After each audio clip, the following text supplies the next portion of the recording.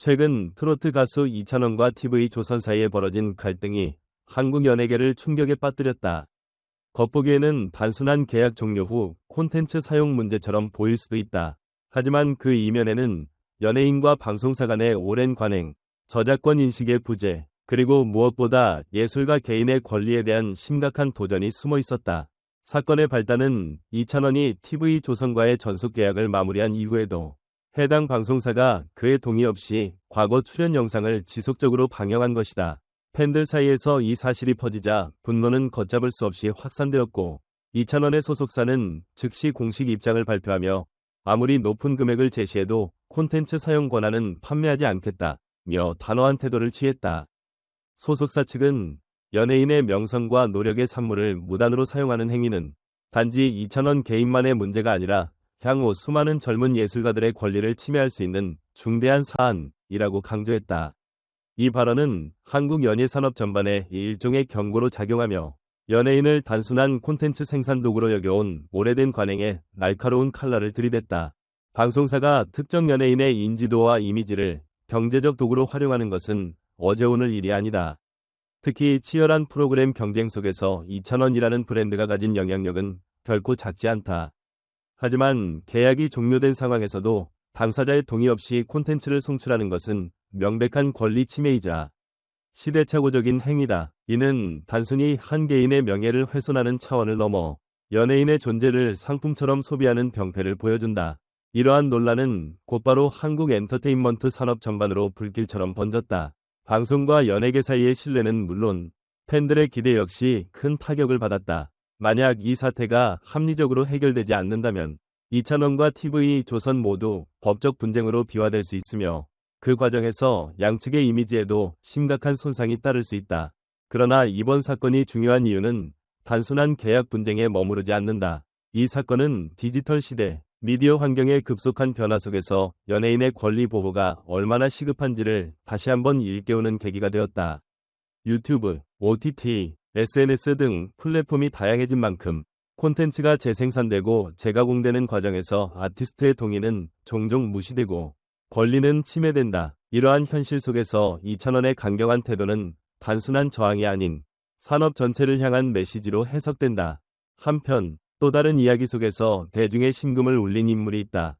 바로 미스터트롯 3갈라쇼를 통해 자신의 과거를 고백한 트로트 가수 김용빈이다.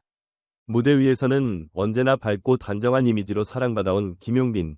하지만 그가 처음으로 꺼낸 성장기는 화려한 조명의 이면에 감춰져 있던 고단한 인생의 민낯을 드러냈다.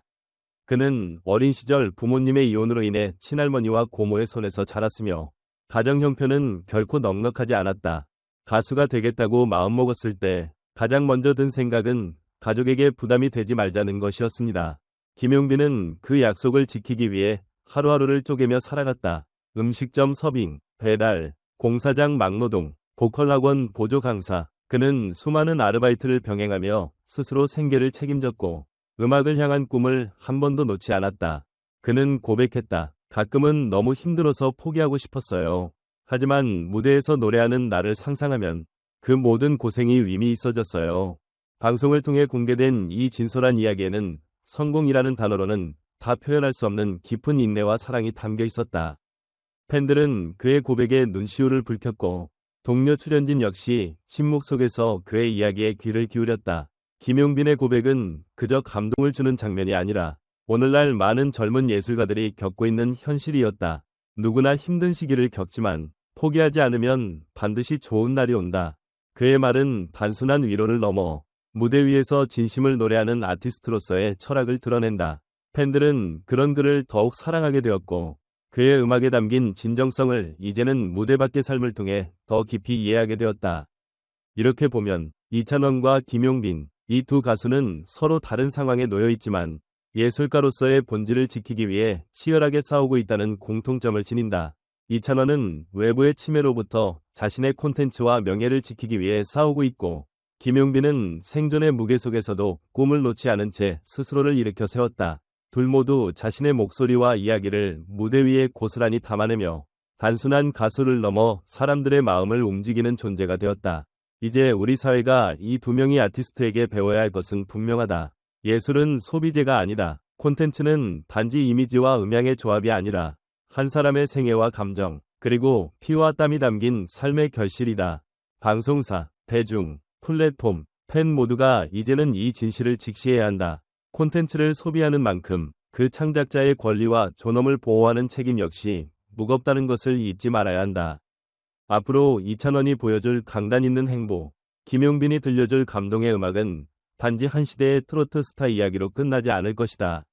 그것은 예술가의 권리와 인간의 존엄, 그리고 꿈을 향한 끝없는 여정을 대표하는 새로운 상징이 될 것이다.